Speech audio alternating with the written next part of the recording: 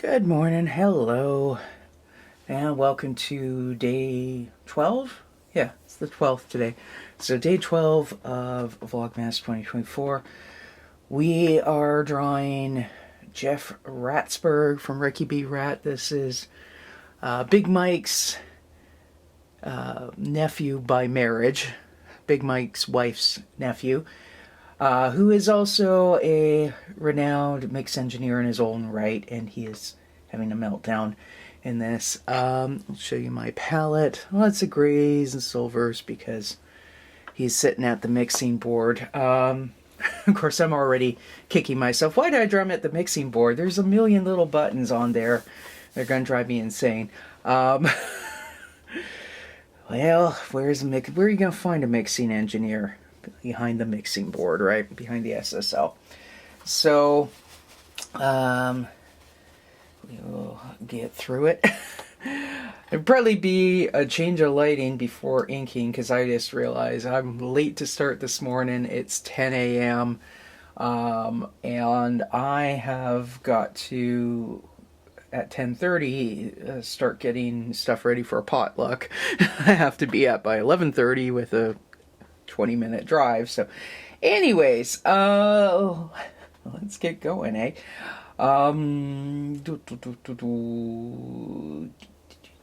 Just thinking here. I think what I need to do is give the SSL a base coat of gray, because I have to add colors on top of that for buttons and whatnot, but we can have the gray wash kind of drying as we go. And yeah, like that. And so, Jeff here, aside from being the nephew of Mrs. Big Mike, and I mentioned he is an audio engineer in his own right, which is another reason why Big Mike can't really fire Jeff. I think I mentioned on a previous video that Ricky kind of knows that if Big Mike won't let him do something, sometimes he can appeal to Jeff, and Jeff will either do it for him or sort of order Ricky to do whatever in front of Big Mike, and there's not much Big Mike can do about that. And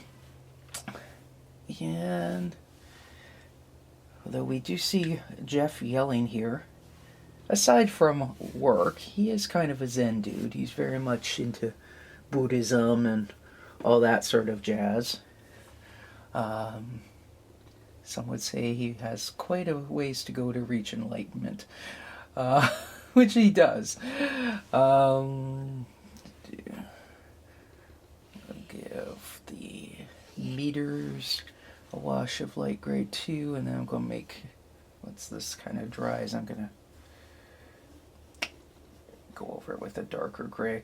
It may end up being that I split the video a few times and you could just kind of see me come back when I'm back from my lunch potluck, do another layer of gray on the, or colors and whatnot on top of that, and then spend probably an hour inking this. It'll probably be the wisest approach, even though it means that, because I got another thing this evening, it means this video won't get posted probably till like just before tomorrow, i.e. like at 11 p.m. That's what happened with the one yesterday, actually, because by the time I got it edited, and you know, you gotta wait for file transfer, and then you edit it, and it takes like 15 minutes to edit one of these, less than that in iMovie, but then iMovie in the exporting, it's got to think about the meaning of life or whatever it is for like an hour and a half. So this one's going to be late a little bit as well. I'm going to give a base coat of a darker gray onto Jeff's chair. This would be one of them chairs with the mesh back that all the engineers like, at least the engineers when I used to be on the periphery of things in Vancouver for a very, very brief period of time. I'm not going to pretend like I was some expert or whatever, but anyways, so I'll just read out what Jeff is saying. He is yelling, and it's probably not Ricky who screwed this up, because as we learned in this week, the most recent episode of Ricky B. the Rock and Roll Rat Podcast Edition, the Ricky Podcast, Ricky's only just now being taught about audio engineering. So this would be Intern Dave having screwed up, not Ricky. But Ricky probably be getting yelled at alongside of Intern Dave. So there's two kind of theories when it comes to recording. Some guys will say you put your effects and your EQ and stuff when you're actually recording the band, and then it makes the mixing easier. Other guys would say you don't do that, because then it removes options from the mix engineer, because you just didn't get whatever frequency information when you were recording, right? So you're going to have a nice dark area underneath the... this will be shadow underneath the SSLR. Anyways, clearly Jeff was wanting them to do some EQ and whatnot adjustment in tracking to make his job easier or lazier, and they haven't done it, and he's mad. De-essing the backing vocals too. That's some people will say do it when you record it, and some people will say leave it to the mixing. But then there's also like an intermediate stage where you're prepping files for the mix, and so you could sort of preload the EQs at that point, I guess. Anyways, I'm gonna have to figure out how we see Jeff's tail coming out the back of the chair. And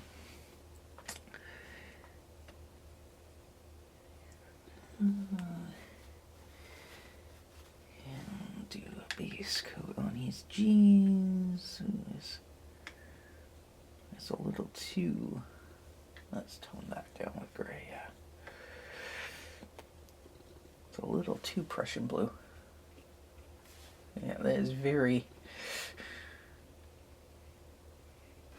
Yeah. The joke is the saying fix it in the mix with audio. Well, mix engineers get very pissed off if you say that. Usually, this usually means you're deliberately not giving a crap in the early stages of recording, and it's going to be somebody else's job to fix it.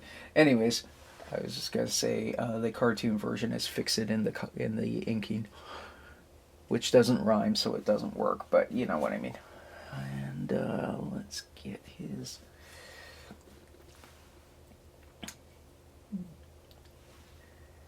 Heineken ready like that.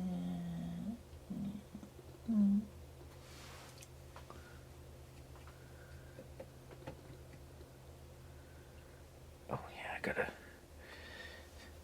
So the monitor is at the top. A lot of guys will say you do a triangle where you sit in the center of the board where you're going to mix from. And you kind of extend your arms out. So if you're sitting here, you put your arms out like that, and your fingertips, where your fingertips would touch, that's where you put the speakers. And then you have it centered where, you know how there's the woofer and the tweeter, right? So you want this spot right in between to be level with your ear canal. One of my mentors back in the day was Bill Kennedy, who, you know, Bill was a big time heavy metal producer back in the day. He's passed on now. Rest in peace, Bill. But Bill like he worked on Megadeth and a whole bunch of those kind of bands. Bill was very much of the opinion that if you do it with the triangle method, and some studios they'll have the monitors spread quite big, especially if it's a big control room. I guess the idea is if you're spreading them out, is like, well, you may not be sitting right there. You may be sitting on the sofa in the back of the control room, blah, blah, blah. So they spread them out. But anyways, Bill's opinion on that was that that gave you a false sense of how wide the mix was and how wide your stereo perception would be. And then if you're listening on earphones or like headphones or in your car or whatnot, like things would actually sound more squished because you got the impression it was more spread out because your monitors are so far apart in the studio. So he always insisted that what you did was you put the two monitors in the center of the board. Now this isn't the center because actually maybe it should be the center. I haven't drawn in the background, so I can put in all the shit that or my language, that goes in the center of the board with your master faders here, and that will actually make it slightly less buttons that I have to draw. But anyways, Bill would say you put them in where the butts of the speakers are there, and you just, you can have the various things, but you would just barely tilt them in, just a little bit. And the reason for that is then you're kind of guaranteed that your stereo pans and whatnot on your studio mix will sound more expansive that way, because the speakers are so close together that it almost gives the opposite, where it makes your mix sound too narrow and too small. But then when it's spread out and somebody's listening to it on their stereo or in their car, you've actually made it bigger. So because you are getting the full sense of it being smaller. So anyways, I'm probably butchering the explanation of that. But that was Bill's thing, was always. And then, of course, Bill also had other sort of unconventional ideas about mixing. Like, he would sort of say, well, he would mix at like 105 decibels, and most guys want to mix at like 85 to 90. Like, you want to, 85 I think was kind of the standard. That's the best volume to listen to your mix at.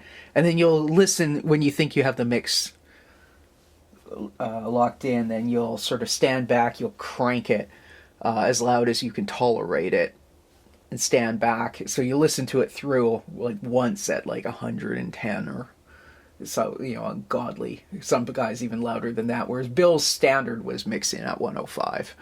You can see the assistant engineers wearing earplugs in the control room. I was in on one of those sessions. It was fascinating to watch, but you had a headache at the end of the day. Anyways, so yeah, let me just, I'm kind of thinking here. Oh yeah, I gotta give Jeff his soul patch. So it looks a little, that looks a little off kilter, but whatever. Yeah, I'm going to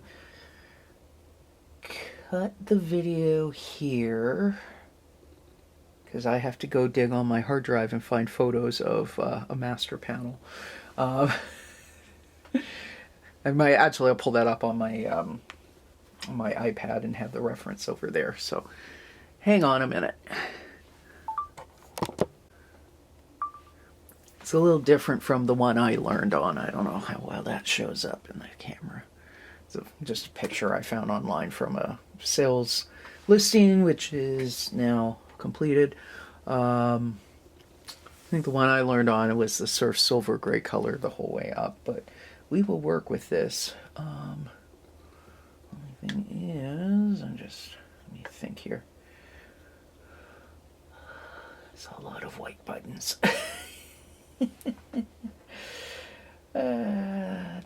Well, we're gonna just kind of stick around with it anyways. Kind of make it darker.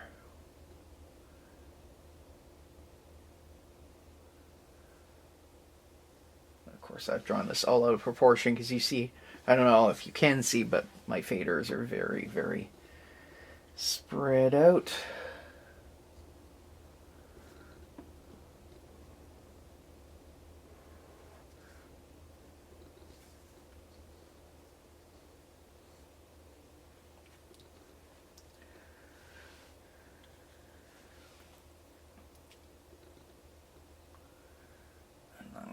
And I'm definitely going to have to finish this later because it's like 10:25 or something like that.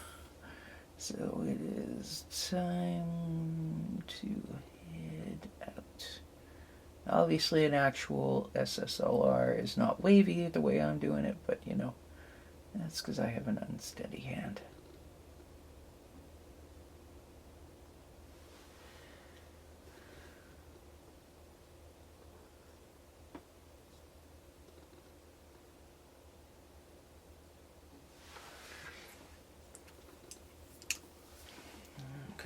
A little bit, just a little bit of shading in Jeff's shirt. And block that side.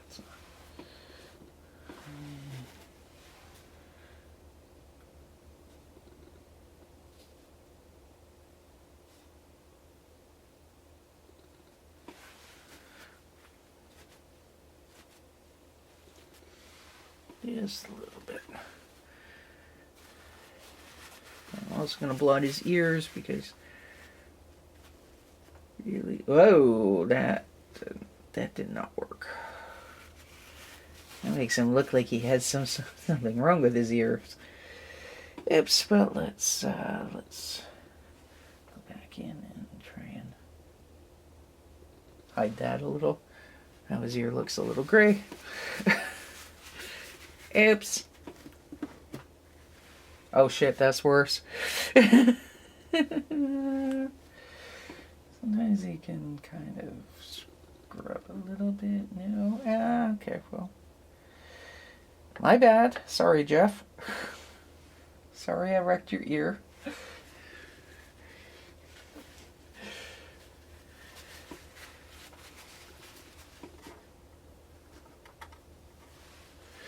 Hopefully that kind of disguises it.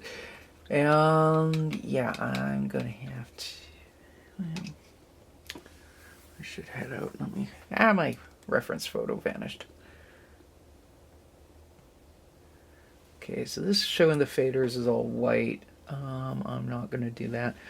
I saw some. Now, granted, these are the VCAs. They have different colors, but yeah, I'm gonna just kind of put a little bit of silver, random.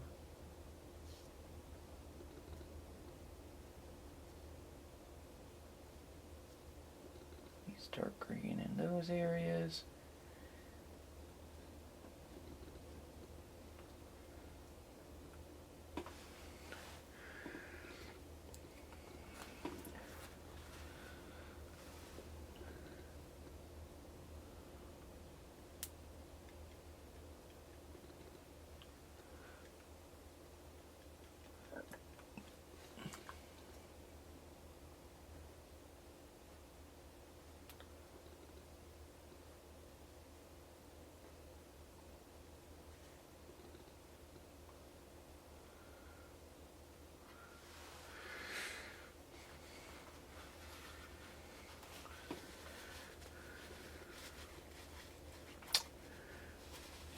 A line of blue knobs.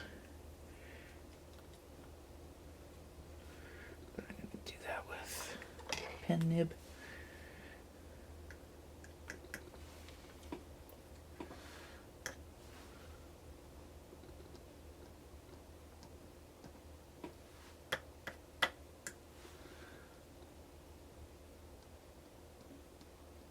My knobs should line up with my faders, but they're not going to.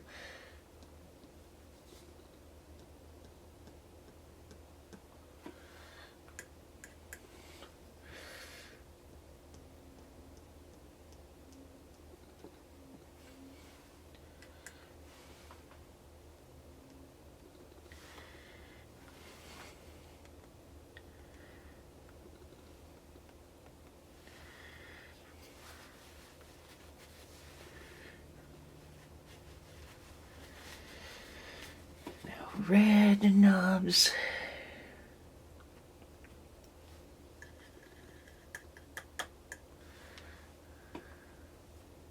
Buttons.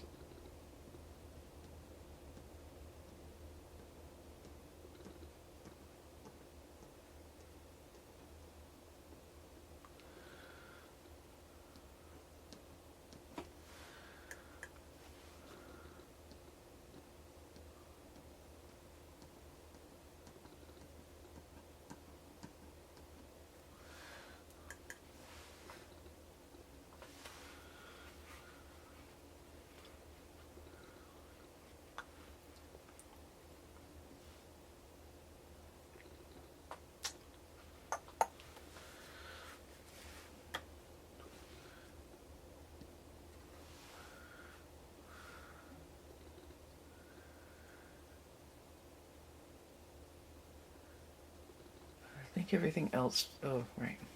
Yeah.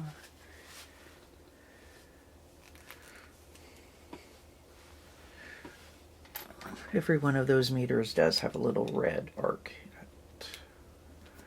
It's near the overload end, so I'm getting way too nitpicky here. But, you know, the occasional, on the off chance, one of my audio mentors, who I still have on Facebook, not that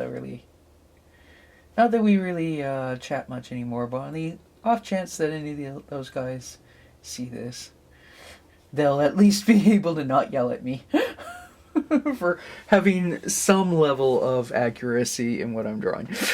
Not that it really matters. And then the rest we will do with ink later this afternoon.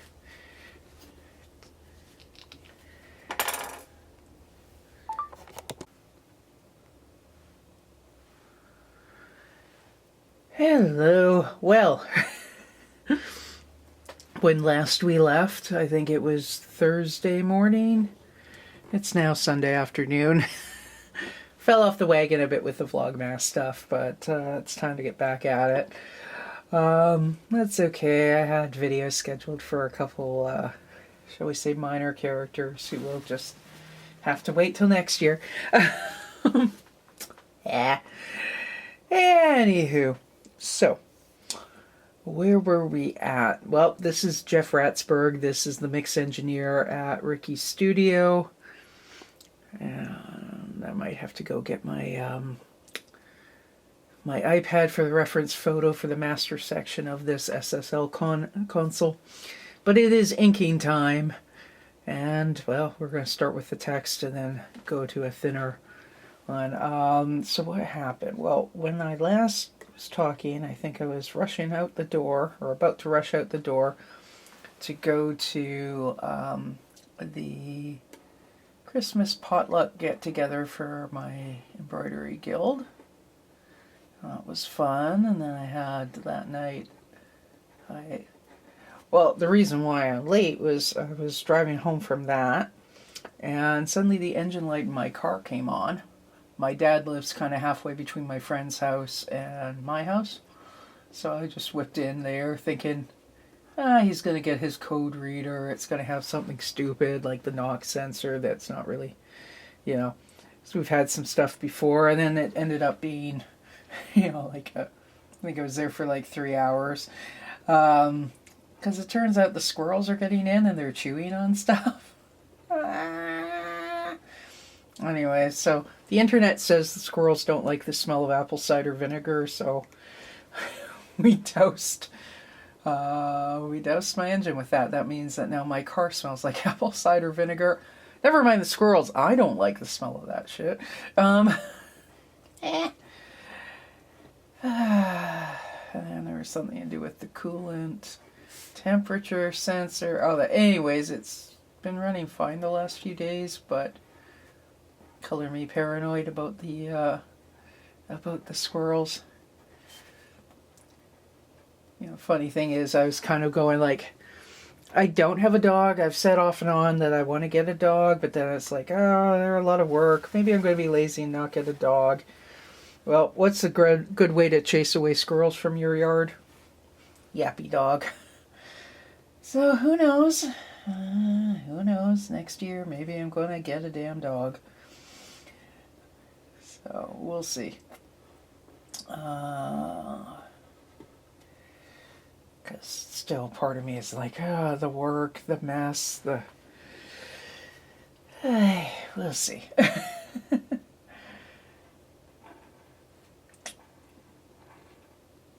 There's a lot of cats running around in my neighborhood, and apparently they don't bother squirrels. I wonder if I can train the cats to harass the squirrels. It's like, there's a big park close by, there's other people's yards. Can't you go make a pest of yourselves elsewhere? Anyway, so there was that, and then I had my writers group. We had our final meeting of the year, which had some business discussion related to the anthology. Have I showed the anthology earlier? Probably a couple videos ago. The 12 Tales of Christmas, but search for Cowichan Writers Group, because there's a lot of books apparently with the same title, but if you go for Cowichan Writers Group, this is like the first thing that comes up. And then there's like 2 other anthologies that the group did years ago, so buy all 3. But anyways, I have a story in that anthology, which is why I'm shilling it. And the story is about Miles, the first time Miles and Ricky ran into each other.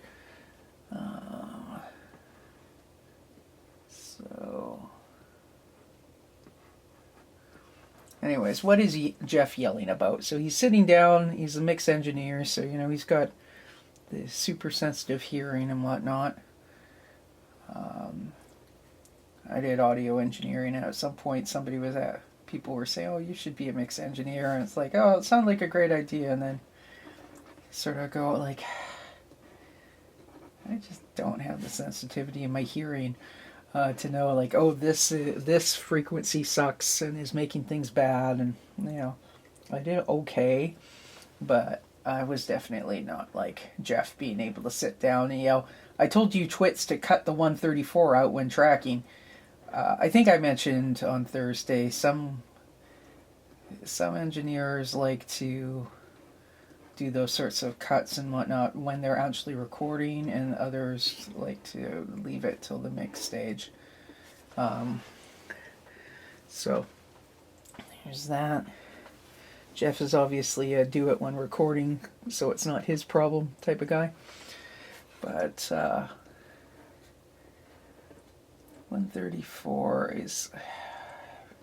I even watched a video on like a audio engineering refresher about frequencies that can make things sound bit. I think 134 is where you get the weird booming sound. But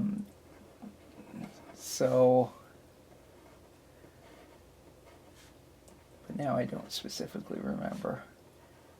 But who was I working with? Oh, it was Sean Thingvold. Was mixing, I think it was 16 Volts album, Beating Dead Horses? Sounds right. Whichever one they had that was, that 16 Volt released in around 2010, 2011, I think. I remember that the cover was like black and white with red, but the specific title, I want to say Beating Dead Horses, but I could be wrong. But anyways, it was kind of amazing. Sean kind of got a basic mix, and then he did the whole album in, I think, 3 days. And most of the time he was sitting with his back to the SSL board and just chatting with us, with the mix, the song playing on loop in the background, and then he'd just randomly at times go, oh, hang on a sec, twiddle one knob, and suddenly the mix sounded vastly better. And then you go back to chatting, and then I think the idea was that if you over-focus, sometimes you become like ear blind because you're paying attention, and you get the idea that's, well, we'll just leave that it's the way it's supposed to sound, right? Whereas if you're talking to somebody else, you're kind of like, you're not paying as close attention, and then like the flaws stick out more, or you just suddenly notice, wait a minute, something's bothering me, because you're not actively listening to it. But I think you have to have like incredibly good hearing, and I mean, also Sean. At that point, Sean probably had already 20 years experience as a mix engineer. So, anyways, it was kind of amazing. That was also what made me kind of go like, yeah, I am not a mix engineer, because I have no idea what the hell he just did, other than it's better now. But that is the amazing experience that and hearing that some of these guys have. DS is usually that's a frequency, and they get like 6,000 to 8,000 hertz, so 6 to 8K, and it's where you get this that sort of sibilance. So de-essing is kind of like an EQ that takes some of that out, so it retains brightness, but it cuts the constant hiss, which becomes irritating. So, yeah, anyway, we got the text done, and some of this is kind of thick and goopy. So, leave that.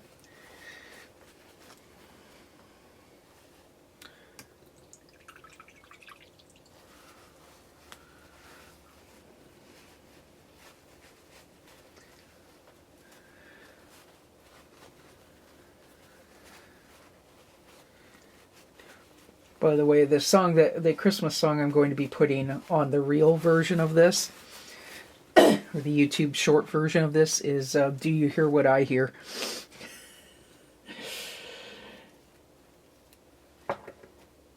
Because clearly Jeff is hearing things that Ricky and Intern Dave did not hear. But that's the mix engineer's job, right? Them and the mastering engineers even more so. I mastered one album. Well, technically it was an EP, but my buddy at the time, Chris, had a project called Virtual Terrorist, and he had no budget for mastering. So he knew I'd been to audio school, so he asked me, and I was like, okay, I don't know if I'm going to do a good job on it. I was like... So I mastered the thing, and I had a remix on it for Maclu. The remix was called like Thermonuclear or something or other, because I couldn't remember this song at one point, so it was kind of an in-joke title. But anyways, the album, if you want to check it out, I believe it's on Spotify. It's Virtual Terrorist is the name of the band, and Fragments is the EP. Actually, I've heard it since. I was like, actually, I did an okay job. But I did it on my home computer with headphones and Pro Tools, and I remember just being terrified, like, oh, I'm gonna screw this up. I didn't. It was okay, but yeah, it's not the ideal way to master a record for sure. But all right, I think mastering often is like a day-long job. They tend to do it pretty quick. And the folks who like mastering engineers have even better hearing than mix engineers, if they're competent, not like me helping someone, my scene pals, who was in a bind. But because I was relying so much on the meter. Oh shit! Don't put your hand down, Pyra. It's okay. I didn't smudge anything. I just noticed the wetness before I ruined things. But yeah, like actual proper mastering engineers have like crazy details in their hearing and whatnot. And usually it's very specific kind of a setup that you would have as a mastering engineer, and as opposed to like my crappy iMac type of thing. So, but you know what you're doing. It can turn out okay. Jeff has kind of a unibrow now. Wish I had realized that and taken the eraser to it beforehand, but we're just gonna ignore that.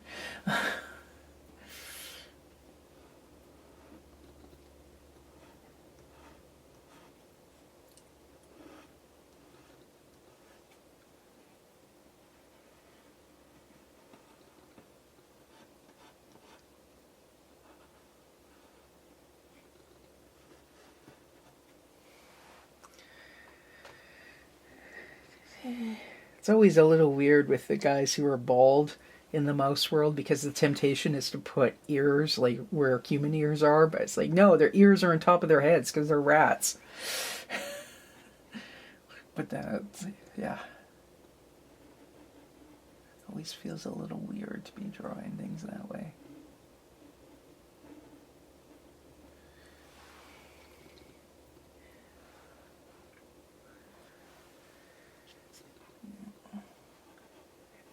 I think last time I explained why why I've got his monitors drawn so close. It's a nod to Bill Kennedy.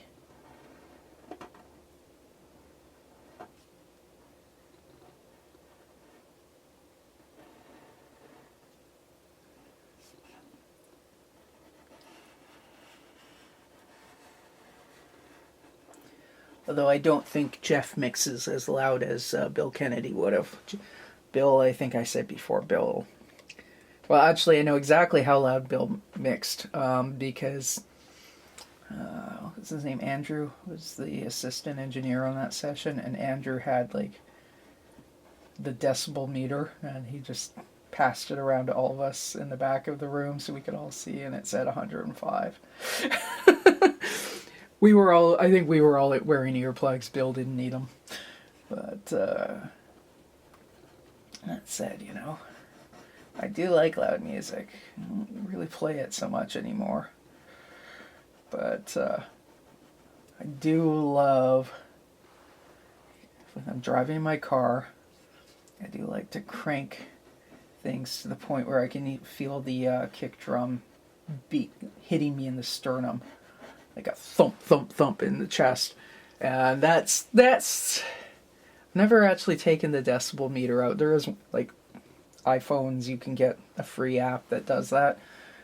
So I have one on my phone. But, I don't think it's that loud. I think it's like 97 or something is roughly the loudness that I listen to in my car. I actually, most of the time I'm driving, I don't actually even have any music on these days. It's just, yeah, certain days you got that mood. And by the way, I'm not just talking like listening to shit like Motley Crue or Guns N' Roses or whatnot. I'm talking like playing Cherry Pop and Daddy's Zoot Suit Riot, that album, at that volume. It's obnoxiously loud, but the kick is really sharp in the mix. So you really get that sternum thumping. It's kind of fun. It's a summer activity, though. Don't do it so much at this time of year. I don't know why. I'm just, like, to me, my association with that is driving out to, like, Bouchard Gardens in July and running errands around Victoria and just having it, like, obscenely loud in my car. And, you know, you usually only get away with that for about an hour or so, and then it starts to give me a headache. So then I turn it down, and then I just straight up turn it off. But it's fun. I think the first year I had my car, I put like 20,000 well, not miles, 20,000 kilometers on it, and somebody was like, how do you blah, blah, blah. Well, at the time I had a rehearsal space. I mean, I was still doing my old industrial noise project as Maclu. I had a rehearsal space at like Main and 2nd in Vancouver. This is like 15 years ago. Or not quite 15. No, it's getting close to 15, like 14 and a half. Because it was, you know, not long after my mother died in 2011. I remember where I would be, you know, I'd be done working on the album that became Divisive. And then I would be at the point where there was nothing more useful that I was going to do that night. So it's like, and I handled the calls from the alarm company for the jam space. and I got like a discount on my rent. So alarm came on about 2:30 in the morning. So I would kind of often wait around there, just, you know, because then I could handle it. Because, you know, bands have a gig and then they're bringing their shit back at like 3 in the morning, and half the time if they're a little bit tipsy, they forget about the alarm, they tip it, and they turn it, like they trip it as they come in to dump their gear off. So I would just kind of wait it out, you know, and then by 3 a.m. usually all that was done, so then I'd lock up, set the alarm, leave, and wouldn't necessarily feel like going home and going to sleep. So I'd just drive around for like 2 hours in Vancouver and Richmond. Driving, honestly, too fast. Blasting music at that sternum thumping volume. But I mean, I was driving in areas that weren't necessarily well populated. And just drive around for like 2 hours. I just racked up so much mileage or kilometerage doing that for like a year or two. I was doing that sort of shit. Plus, I mean, I was a night owl. I had my I had a show on at CITR Radio at that point called The Vampire's Ball, and I think at that point it was, I think I was still on a Friday nights at midnight till 2 a.m. or midnight till 3 a.m. at that point. Whatever, I'd have to go look what my old schedules were. So, like, I was used to staying up late, which it's kind of funny to think about now. Like, did I stay up till 3 a.m. last night? No. I used to stay up, but in those years I used to, like, I wouldn't go to bed till like 4 or 5 in the morning. Now it's like, I usually wake up at like 6:15 and then kind of, oh, what has happened to me? Why, Lord, why? Why do I get up before dawn? But you know, so anyways, point is my schedule has changed. But I used to just drive circuits around Richmond, listening to obnoxiously loud CDs, and racked up a lot of mileage that the very first year I had that car. Now I still rack up mileage, but you know, I live somewhere where I drive an hour to go to Costco, so you know, it's a little different now.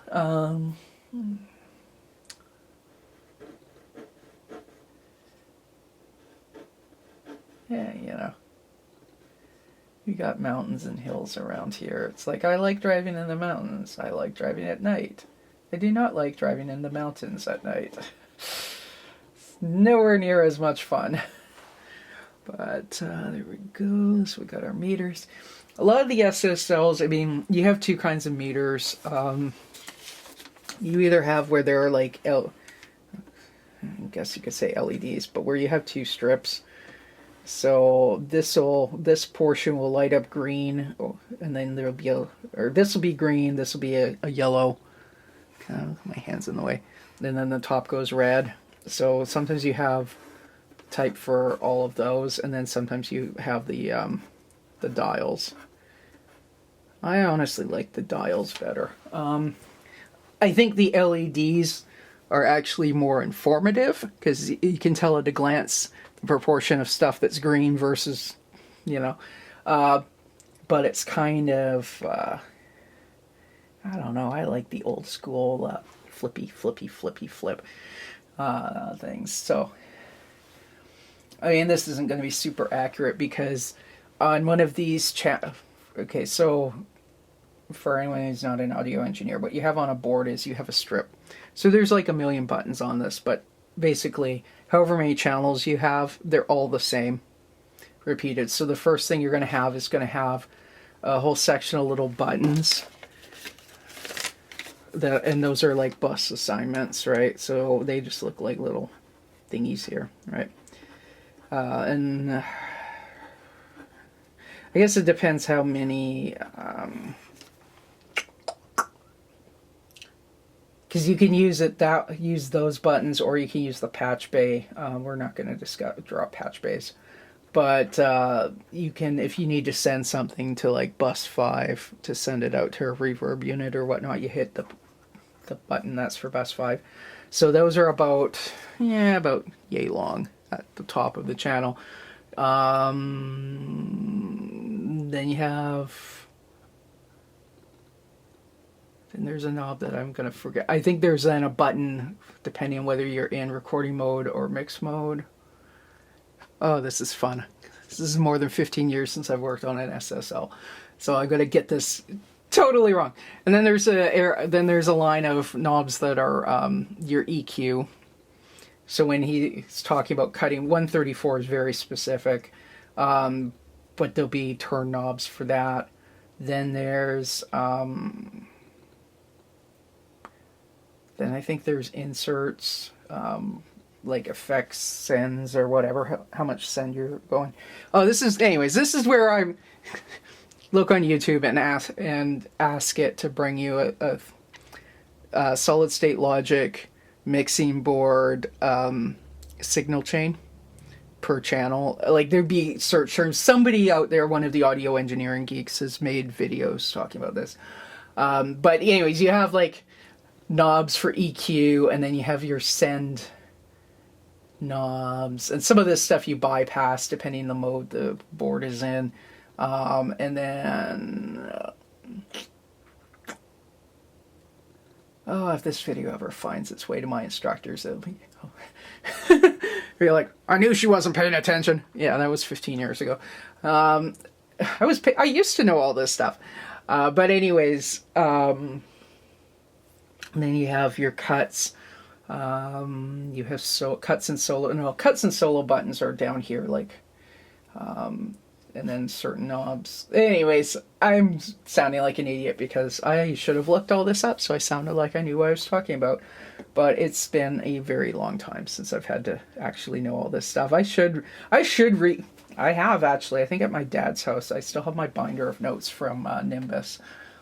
That has diagrams and all this sort of stuff about how SSLs work. So because of all this stuff with Ricky and Jeff and all that being set in a recording studio, I really should go read that stuff again and brush up on it. But I haven't done that yet, as you can tell. But anyways, the point is that there's like it looks like a million knobs, but basically each strip is the exact same, with this section in the middle being the master, and these are like the VCA groups. So each of these faders you can assign, and there'll be like 8 of them. So you would assign all the channels that have signal from drums to usually VCA 1. And then you can control the drum. So on the faders, you control proportionally within the group. And then on this, you control, like, do you want the drums as a whole louder or less, right? Same with whatever else is assigned. Usually goes drums, bass, guitars, keyboards. You may do backing vocals, main vocal.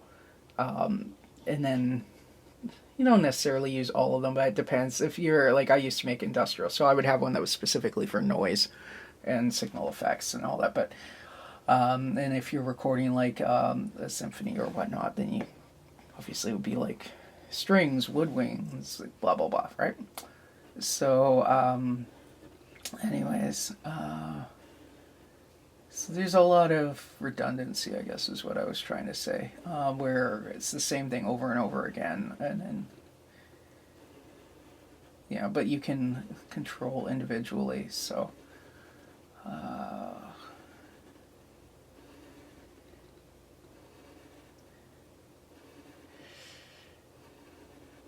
we are not going to go for full accuracy in the drawing, of course, because that would be frustrating as hell.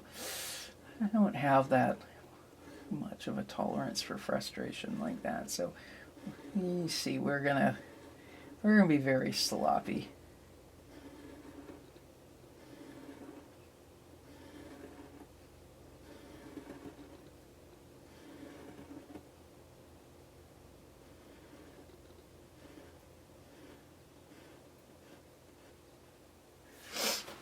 Jeff is sitting in, I forget the name of them, Herman Meyer, Herman Mailer or something, but there's a kind of office chair where the back is black mesh and then the bottom is black mesh. That's got like a hard plastic rim around. So if you're sitting in it for, you know, many, many hours, some of the guys really like them. Except I did have one engineer talk about that he would get bruises on the back of his thighs right behind his knees from that hard plastic frame. Because, you know, his butt would make the mesh sink. And then, you know, the plastic frame I got around his knees obviously had a lot less give.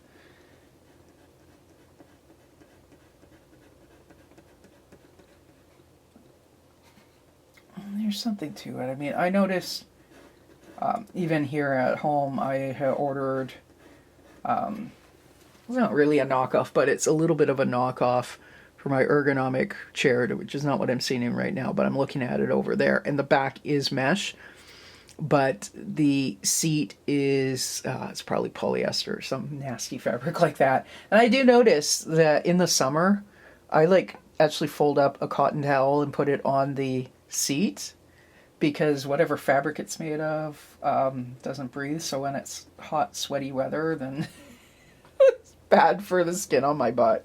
That's way too much information. But I remember there being debates with some of the engineers I knew about, you know, are the mesh seats better or just like a standard office chair with padding better? And, you know, there were different, I'm going to draw Jeff sitting on a mesh bottom chair.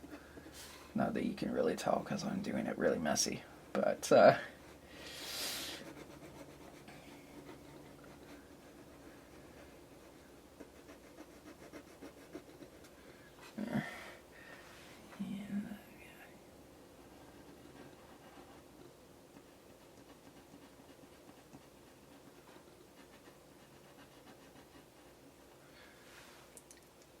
but it is kind of funny, like, get where you don't really think of the rock and roll guys as having opinions on office furniture, but they do all have opinions on the damn office chairs because they got to sit in them for like, well, I mean, I think I mentioned last time about, you know, 20-hour recording sessions. And the nasty driving times and not seeing the sun and whatnot. Well, I mean, you're spending all that time sitting in these chairs, or worse, sitting on the sofa. And the sofas are usually black leather, so leather actually isn't as bad because it is breathable, but like you get places that don't have the budget for leather sofas, so they get the, you know, polyurethane. You're sitting, if you're an assistant or whatever, and you're sitting on one of them for like 18 hours, like it gets to be uncomfortable. Yeah. This is where some of us get to be, you know, like fabric snobs and whatnot, and there's a reason for it. Way too much information, as the old Duran Duran song goes. Do that to hide the fact that I didn't color him in all the way.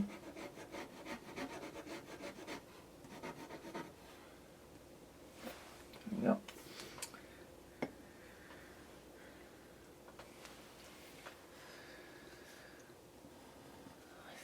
Kind of screwed up how I drew his hand earlier because I wanted to show him like that, and there we kind of fixed it.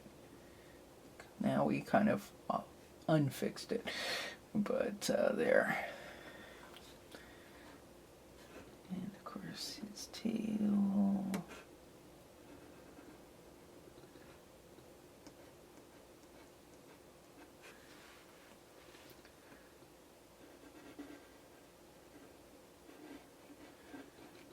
This there, it's like not actual leather, but there is like a leatherette rounded pad at the front edge of these mixing boards. It's because people are going to be leaning over them all frickin' day long. If you ever want to see something really hilarious, a band that has a really crappy deal with a really crappy local indie label, and they get to record something in a studio like this, and they decide that they're going to do rails off of the SSL board. Lord help us. I've seen that happen. I did not partake myself. But it was kind of funny. It was like, okay, well, you know, when Keith Richards used to do that, he was the biggest rock and roll guitarist on the planet. When Guns N' Roses did that, they were signed to Geffen Records. Bit of a different situation, but, you know, to each their own.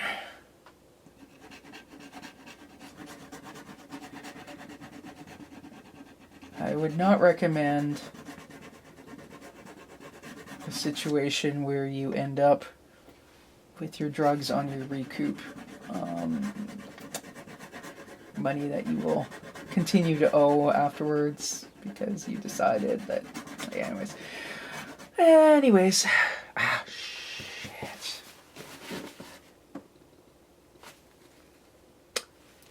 Oops. Oh, that even hit me in the leg.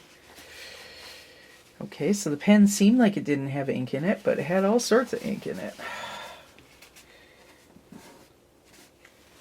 Whatever. Whatever.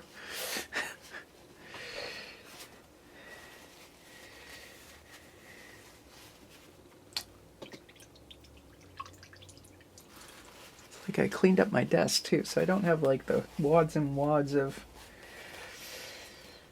paper towel here, because it's like I don't need this anymore. Anyways.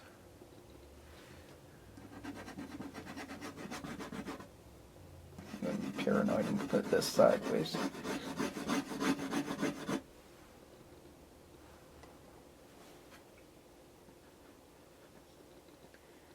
I guess I can make that sort of darker, but that's what I get for not paying attention. Or for pontificating about the stupidity of having a cocaine habit when you don't have millions in royalties to sustain it. Anyways, mind your own business, Pyra. So, point is, I was mentioning about the bumper and what it is often used for. By people who really should know better. But if they knew better, maybe they wouldn't be in the business.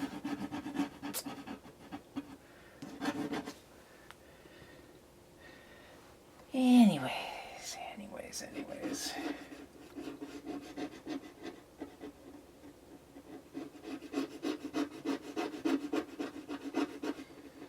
Yeah, I guess some people, you know, they got their fantasy about what it would be like to be a rock and roll star, and they want to live out that fantasy, and I guess, you know, it's kind of like, well, give something I could say, but I can get myself in trouble.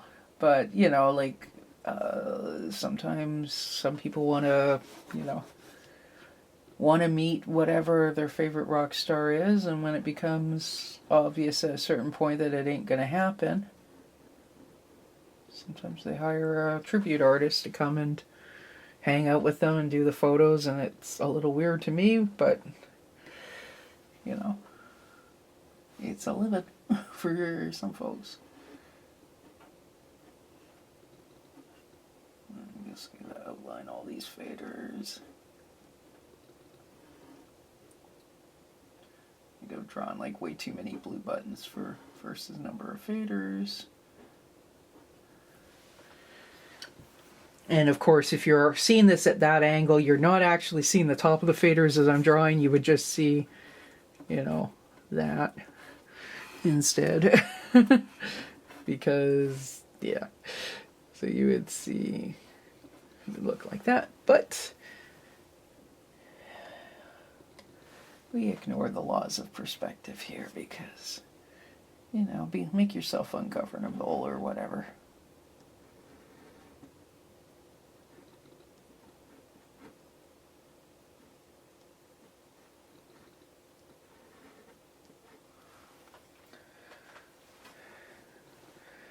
Move the ink bottle and try to not, because I gotta put my elbow down a little bit.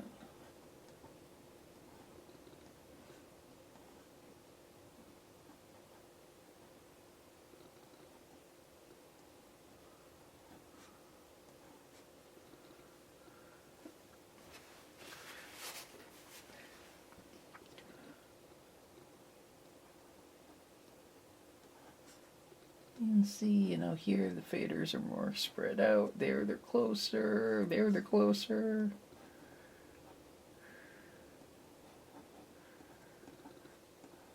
Hey, you know, this particular SSL was built by cartoon rats in a cartoon rat universe.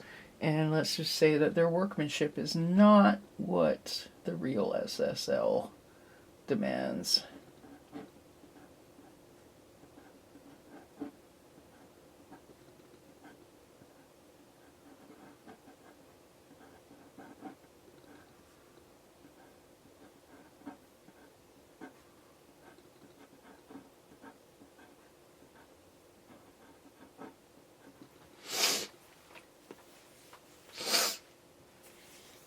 Pardon my runny nose.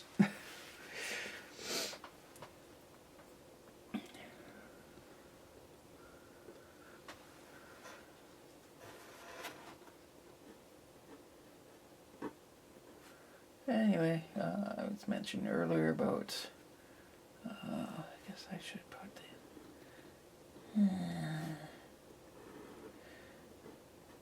Anyways, I am done with holiday events for the season, which is kind of nice. Other than, you know, going to my dad's place for actual Christmas and him coming over here on Christmas Eve. Well, and, you know, church, obviously. But...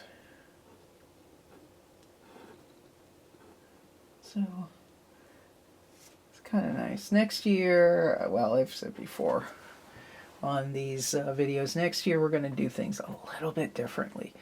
In fact, I actually have, if anybody uses like follow up then, and for the bus assignment buttons, I'm just doing them with dots. I am not going to bother trying to, you know, actually at this stage.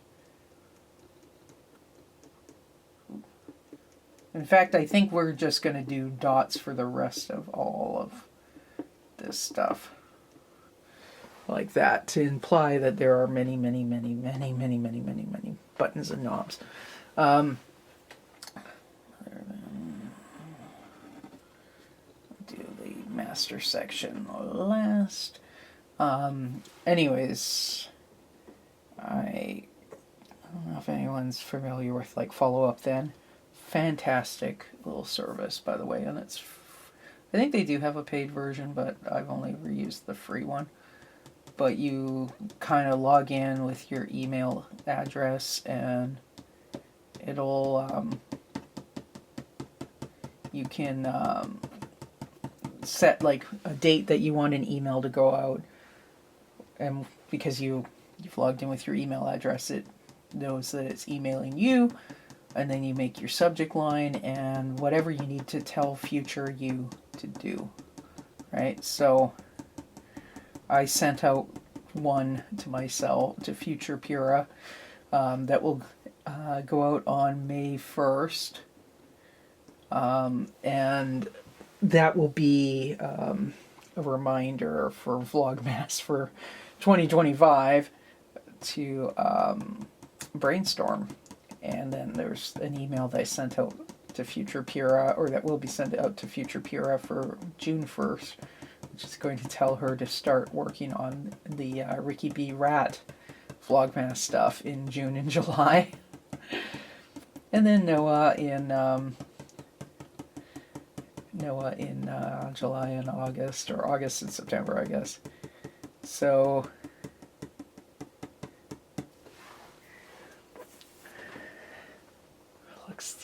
kind of looks bad. Like, part of me wants to be like exact, but at this scale, like, I'd have to fit in like 100 buttons in an inch, and it's just not gonna work.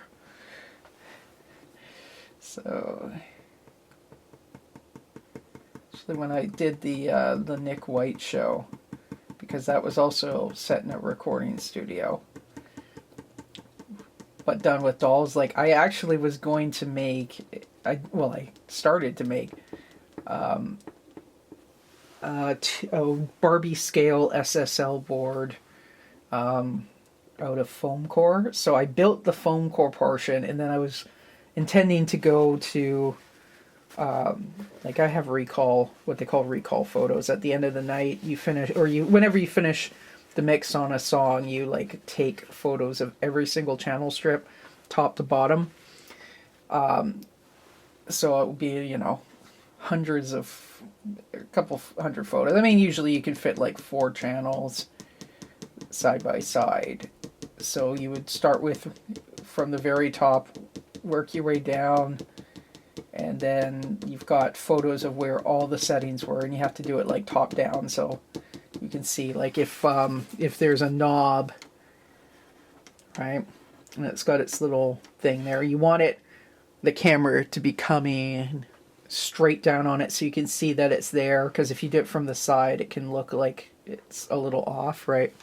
So you take all those recall photos, and there's like, studios will even have where you're supposed to draw the diagrams, or they have a diagram of all the knobs, and then you're supposed to go through and tick where the knob was, in case you have to go back and like redo part of the mix, that you can get as close to possible.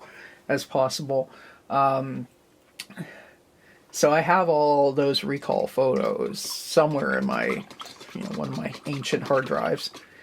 And I intended to take those for one of the sessions and print, shrink them so that they would proportionately be the right size for a 1/6 scale, and print them onto, like, you can get the printable sticker paper that's really big. And I'm just, for the master section, pardon me as the sound will change and there will be creaky chairs, because I'm going to go actually look at my reference photo that I grabbed on the internet. But anyways, I was going to print those out as stickers at 1/6 scale and stick them onto the little foam core SSL board that I made, but I just never got around to it. So basically, because it's a major pain in the ass. Here we go. Here we go. Oh, well, I'll hold this up. So you can see in that photo, so those are the bus knob assignments. I think those are EQ, so I'd have to go look again. One of these sections is EQ, those are sends. Then you have like your cut and solo buttons and recording level buttons. So some of these are for when you're recording, and some are for when you're mixing. Anyways, I am not going to go through and put in all the white. So I'm going to kind of try and draw things around there for the master section. I mean, it's kind of not... But anyways, what was I saying? I was always saying something about, like, SSL recall picks and all that. Let's stay. So we can basically pull that down by half, and we won't do that, and then we're going to be messy, and then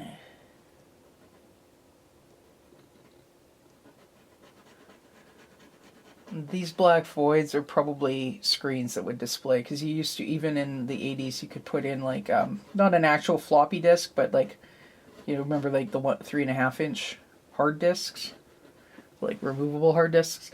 So you would have like little, like, really, go back. You would have little displays that were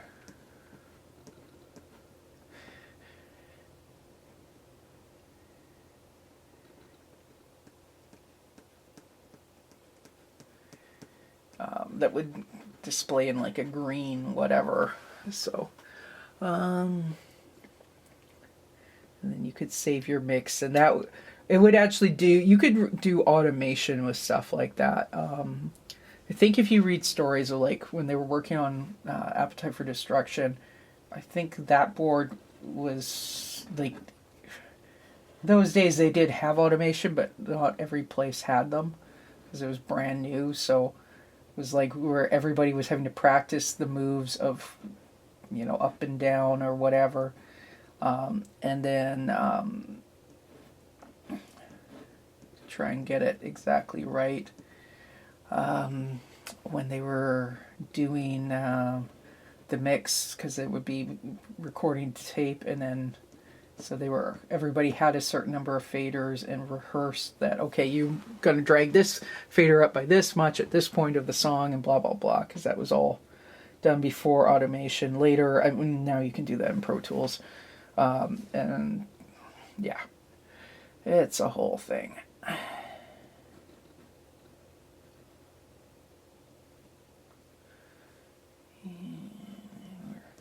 Yeah, this is like super abstracted, but it's kind of sort of there. It's close enough. So, where's my lid? I'm going to try to get back onto a daily schedule for the rest of Vlogmas. It's like 10 days till Christmas, right? Right, because I am recording this on the 15th. I'm gonna post. I'm not posting this today. I'm posting it tomorrow. So it'll post on Monday the 16th, and so then there's like 9 days left. It'll be back to one of Noah's relatives or whatever. I have to look through and see who's getting cut from the roster because I was lazy the last few days, and who's getting in. But I think Noah's son Duke is the next one, right? I better sign this. And then I can turn off my phone. You know, it ain't the most perfect image of an SSL, but you get the idea. Here we go. Phone is off. And now I will take you guys over and give you a zoomed in version.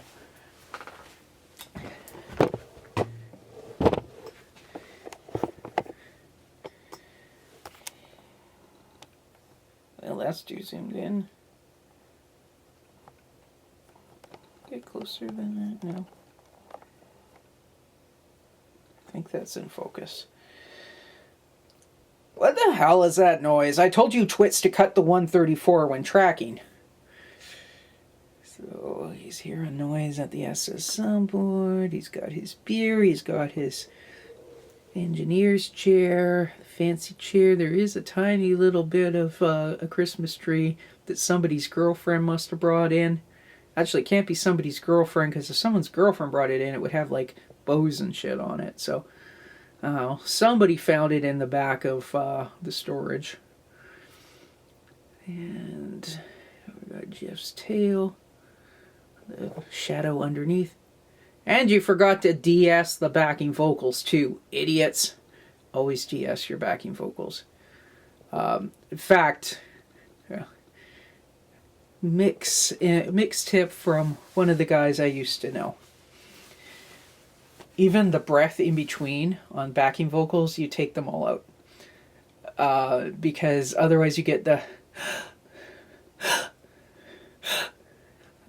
sounding like X-ray, but you get a whole bunch of that, and if you have a stack of like 10 layers of backing vocals, it gets really annoying. So, of course, if you remove all the breaths, it sounds robotic. Now, for electronic dance music, and there are certain genres where you want it to sound robotic, so you take out all the breaths.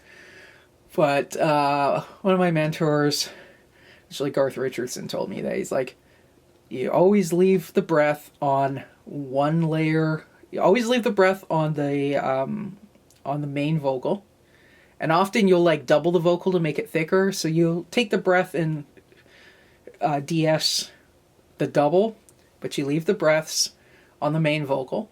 You may go through and edit to what they call duck it, so where you make the breath 5 decibels quieter than it actually is, so it's really subtle. But the breath is the glue that holds your vocal together and makes it sound human. And if you have a stack of backing vocals, no matter how many there are, you take the breaths out of all of them, but one of them, you leave a breath on one of those layers, and again, you duck it by like 5 decibels, so it's not in your face, but it's the glue that makes it sound human. So there's a tip from 15 years ago in case anyone cares. But do DS the backing vocals. Anyways, otherwise Jeff will yell at you. So that's Jeff Ratzberg, working at the famous Rat Trap Studios in Ratsville, Ratland. He's probably yelling at Ricky and Intern Dave, but mostly it would be Intern Dave, because Ricky's job is going and fetching pizza and beer. So, anyways. So that's it for Vlogmas. Sorry about the break where I was lazy and distracted and whatnot, but we're back on schedule now, and I will try and be posting every day from now until Christmas, with one of my obnoxious little characters, be they rats or, you know, the human type of weasels in Noah's Archipelago. And yeah, there we have it. Talk at you again tomorrow. Bye.